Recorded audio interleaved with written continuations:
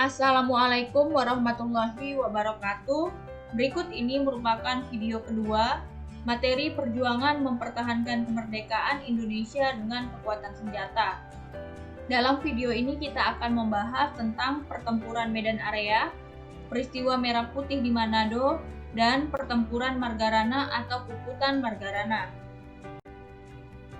Pertempuran Medan Area. Pertempuran Medan Area 9 Oktober 1945, pertama kali pasukan Sekutu mendarat di Sumatera Utara. Sama dengan di tempat-tempat lain, awalnya kedatangan pasukan Sekutu disambut baik pemerintah Indonesia di Sumatera Utara. Gubernur Sumatera Utara, Teuku Muhammad Hasan, mempersilahkan tim Recovery of Allied Prisoners of War and Interns atau RAPWI yang bertugas membantu pembebasan para tawanan perang mendatangi tempat-tempat para tahanan berada, seperti di Pulu, Rantau Parapat, Pematang Siantar, dan Brastagi. Dalam kenyataannya, Sekutu dan Nika mempersenjatai para bekas tawanan ini, serta membentuk Medan Batalion Knil dengan tugas utama mengambil alih kekuasaan di kota Medan. Hal ini menimbulkan konflik dengan TKR dan Barisan Pemuda Indonesia pimpinan Ahmad Thohir.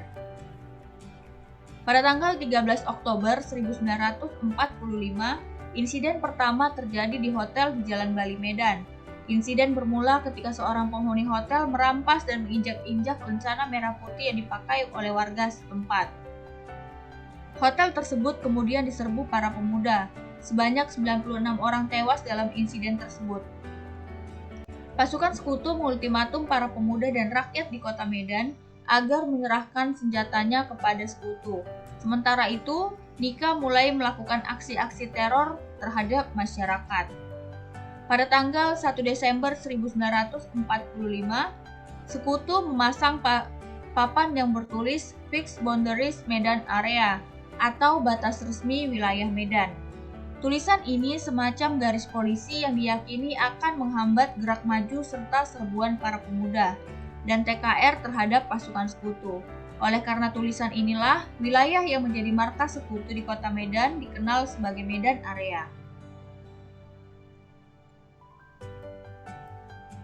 Pada tanggal 10 Desember, pasukan Sekutu dan Nika berusaha menghancurkan konsentrasi TKR di Trepes. Namun, aksi ini gagal.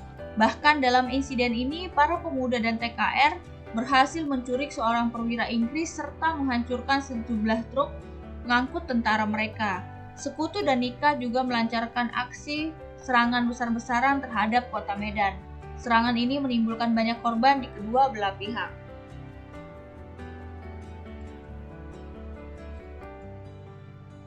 Pada April 1946, tentara Inggris mendesak agar pemerintah Republik Indonesia keluar dari kota Medan.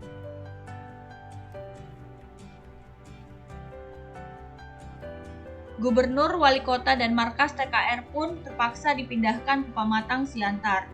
Untuk melanjutkan perjuangan di Medan, pada Agustus 1946 dibentuk Komando Resimen Laskar Rakyat Medan Area. Komando ini terus mengadakan serangan terhadap Sekutu di wilayah Medan. Pertempuran Merah Putih di Manado. Setelah mengetahui bahwa kemerdekaan telah diproklamasikan di Jakarta, masyarakat Minahasa, Sulawesi Utara melakukan aksi pelucutan senjata dan pengambil alihan kekuasaan dari Jepang yang diprakarsai oleh Mr. SS Pelengkahu. Pada September 1945, tentara Sekutu datang membawa Nika. Mereka bermaksud mengukuhkan kembali pemerintahan Belanda di kota Manado.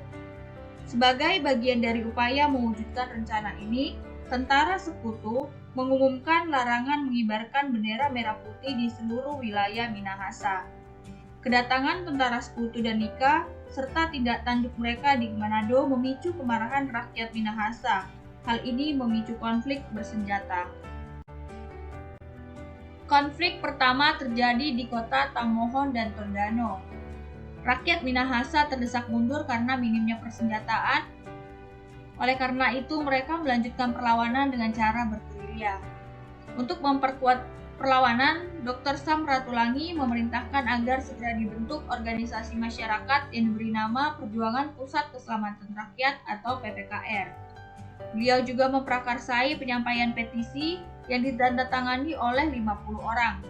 Petisi tersebut menyatakan bahwa seluruh rakyat Sulawesi mendukung kemerdekaan Indonesia. Oleh karena tindakannya, Dr. Sam Ratulangi dibuang ke Serui, Papua oleh pasukan sekutu tahun 1946. Pertempuran Margarana atau Puputan Margarana. Pertempuran yang terjadi di Margarana yang terletak di sebelah utara kota Tabanan, Bali, ini dipicu oleh hasil perundingan Linggarjati. Salah satu hasil perundingan tersebut menyatakan bahwa pengakuan secara de facto atas wilayah kekuasaan Indonesia hanya meliputi Jawa, Madura, dan Sumatera. Selanjutnya, Belanda diharuskan sudah meninggalkan daerah de facto tersebut paling lambat tanggal 1 Juni 1949. Dengan demikian, Bali tidak menjadi bagian dari Indonesia. Tidak masuknya Bali sebagai bagian dari Indonesia melukai hati rakyat Bali, yang kemudian memicu perlawanan. Pada 2 dan 3 Maret 1945, Belanda mendaratkan kurang lebih 2.000 pasukannya di Bali. Belanda bermaksud menyatukan Bali dengan wilayah negara Indonesia Timur lainnya. Pada saat yang sama, Letnan Kolonel I Gusti Ngurah Rai, Komandan Resimen Sunda Kecil, sedang berada di Yogyakarta untuk melakukan konsultasi dengan Markas Besar Tentara Republik Indonesia. Untuk mencapai maksud tersebut, Belanda membujuk Kepala Divisi Sunda Kecil, Letkol I Gusti Ngurah Rai agar bersedia diajak bekerja sama membentuk negara Indonesia Timur. Namun, Gusti Ngurah Rai menolak dengan tegas ajakan tersebut. Ia lebih memilih Indonesia sebagai bagian tanah airnya dan bertekad melawan Belanda.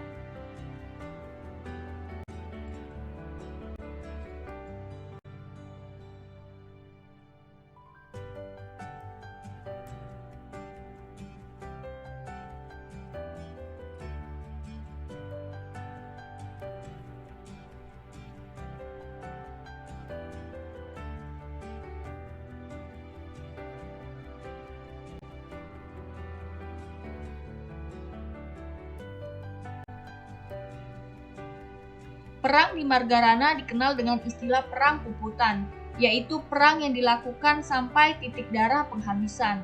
Kata Puputan memiliki makna moral karena dalam ajaran agama Hindu, kematian seorang prajurit dalam kondisi seperti itu akan menjadi sebuah kehormatan bagi keluarganya. I Gusti Ngurah Rai dan 96 pasukannya gugur. Di pihak sekutu, kurang lebih 400 orang tewas. Terima kasih, semoga bermanfaat. Wassalamualaikum warahmatullahi wabarakatuh.